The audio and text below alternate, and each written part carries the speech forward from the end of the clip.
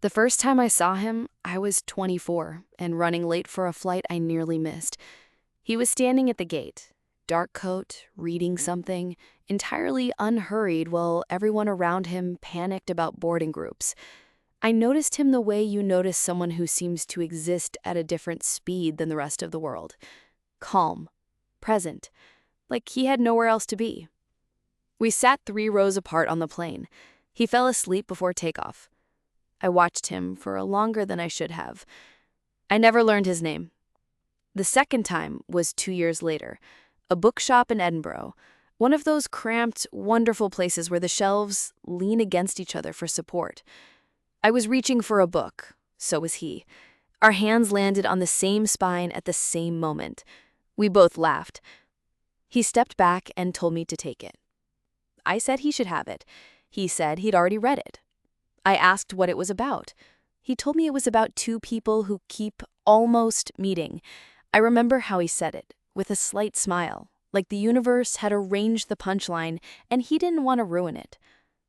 I bought the book. He had already disappeared into another aisle.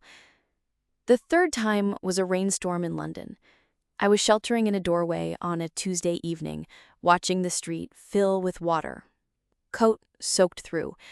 He stepped in beside me. No umbrella. Completely unruffled.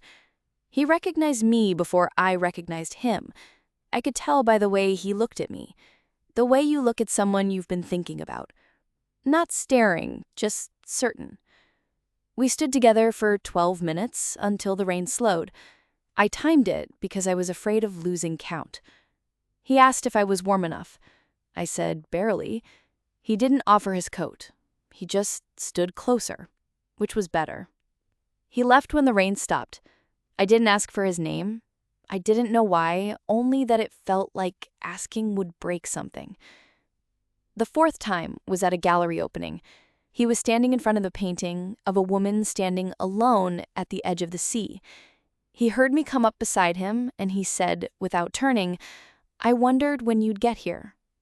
I asked if he meant here, specifically, at this painting. He turned then. He looked at me the way the painting looked at the ocean, with a kind of patient, inevitable hunger. He said, "I've meant anywhere. I've been finding you for 10 years and I still don't know your name." I told him. He said it slowly, like he was learning it, like it was a word he planned to use often. Then he told me his. We stayed at the gallery until they turned the lights off. He walked me to the corner of my street. He didn't ask to come in. He stood on the pavement looking at me with that particular expression, the one I'd been trying to read for a decade. And then he said, "I've been patient this long. I can be patient a little longer." He left before I could say anything. But I stood there in the cold for a long time after, and the word patient had never felt less like waiting and more like a promise.